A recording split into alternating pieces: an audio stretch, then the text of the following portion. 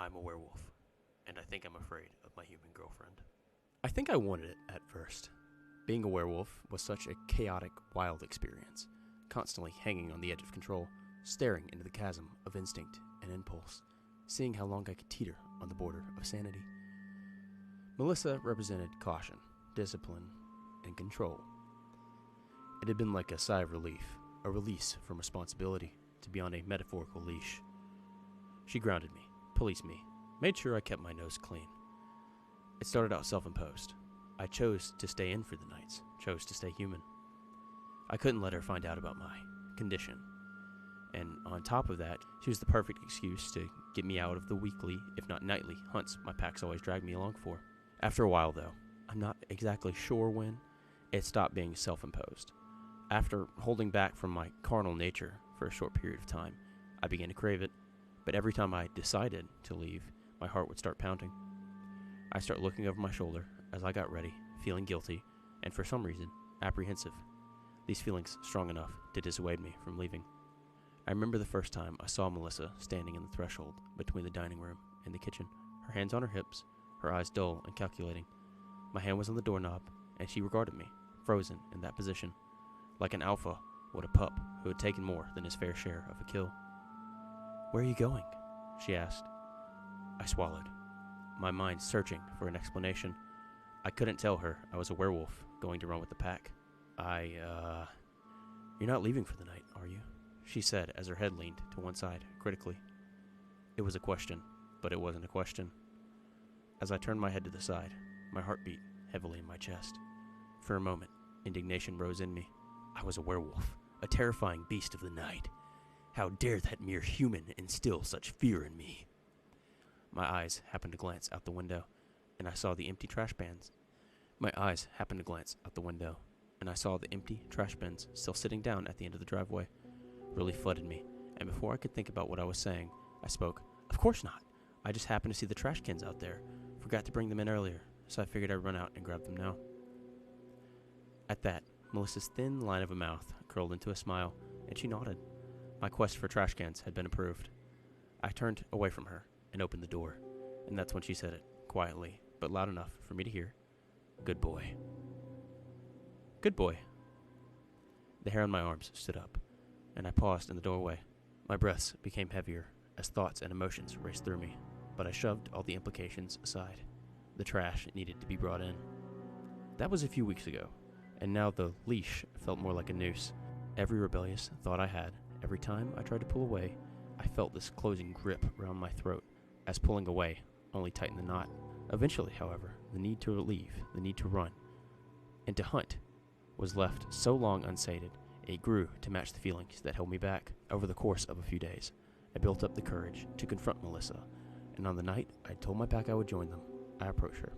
I opened the doors to the basement, and the rattling sound of the washing machine bounced up the stairwell to my ears. I swallowed and descended.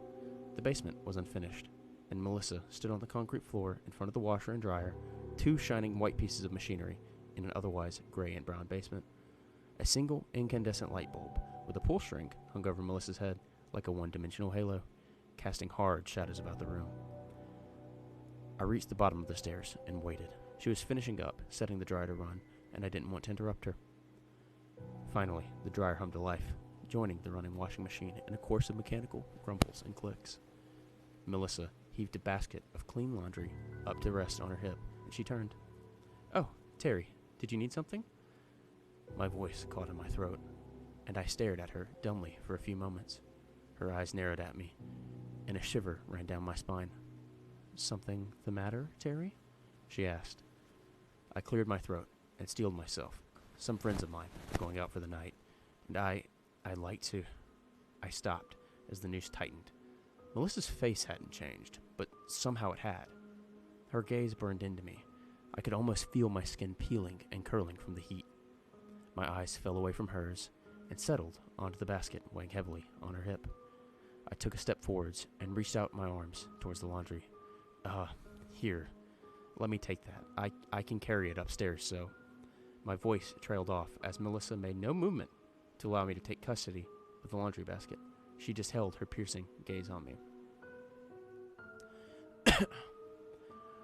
some friends of yours are going out for the night and you'd like to, she echoed, using my exact tone until she curled the end of it into a question. My head dipped submissively, but I pressed on. I'd like to, I swallowed and furrowed my brow. No, my words would not be a question or a request. I raised my head to meet her gaze. I'm going to head out now with... And you're telling me this at 9:30 at night? She asked sharply. My gut twisted. Well, I didn't mean to wait so long. Time got away from me. Here, let me take that laundry basket. I didn't think we had anything planned for this evening, so I didn't think about mentioning it until now. I rattled off as I reached again for the basket hanging on her hip. Again, she made no move to hand it to me. Upstairs, she stated, her voice terrifyingly devoid of emotion. My entire body tensed up. I didn't move. Melissa stepped around me and started up the stairs, her footstep heavy with the weight of the laundry she lugged along. I listened to her ascend, but heard her stop at the top of the stairs. The floor creaked as she turned to regard me. Come. My feet moved without thinking. My head stayed down. I trapezed up the stairs behind her and followed her as she walked into the living room and sat down on the couch. She set the basket down in front of her and then patted the seat beside her. I moved to it and sat. Help me fold this laundry. Since you've been staying here, I got double the amount I usually do. After this, I got 2 more loads coming through. My voice came out quietly. Last time I tried to help you told me I was folding things the wrong way. And now you know the right way, she stated cheerfully. I felt the heat begin to rise in my chest. You just want me to help so I can't go out. Silence hung in the room like a fog. Melissa said nothing, so I stood up. Down, she ordered. My body almost listened instinctively, and that made me angry. I let out a snarl and I faced her, my heart pounding in my chest. You do not order me around like that. I will tolerate it no longer. Melissa turned her icy, cold glare to me, and it took everything I had not to falter. I said down, she repeated. My lips peeled back in a furious grimace, baring my teeth.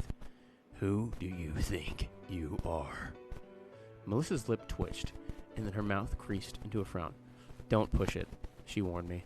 I laughed, incredulous. Don't push it?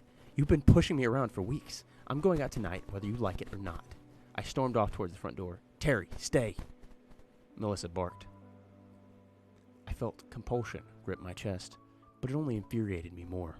Something in me snapped, and a burning sensation spread through my entire body.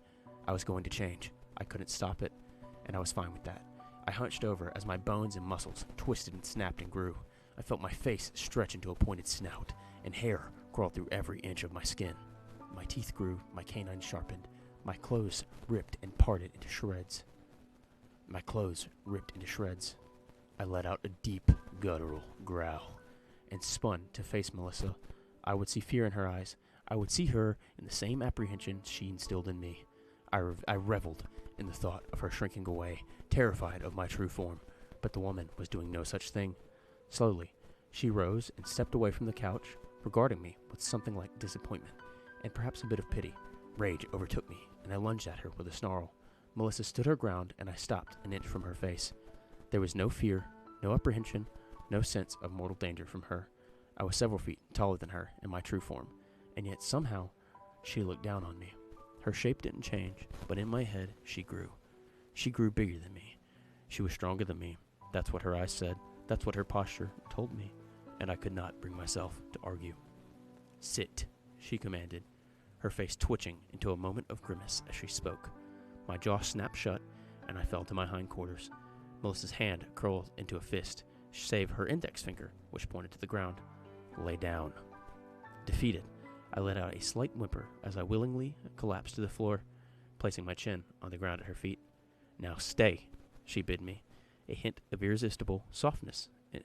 Now stay, she bid me, a hint of irresistible softness entering her voice. I stayed there for a few moments and did nothing but breathe. Melissa slowly lowered herself into a squat. Her hand rested upon my head, her knuckles curled, and she scratched the fur between my ears. Good boy, she cooed quietly. I felt my body relax, and a euphoric sensation spread through every inch of my being. And I had never been more afraid.